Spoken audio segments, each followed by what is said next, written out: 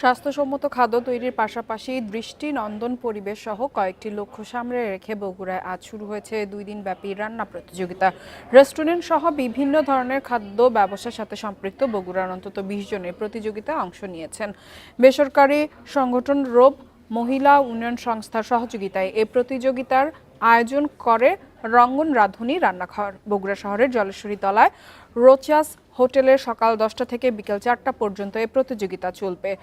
বিচারক হিসেবে ছিলেন খুলনার শেফ রেহেনা মুর্তজা, সামারিয়া শহীদ, বগুড়ার food and beverage assessor trainer ও নারী উদ্যোক্তা তহমিনা পারভিন ও রাজশাহীর রন্ধনশিল্পী সালেহিন ইকবাল রঙ্গন।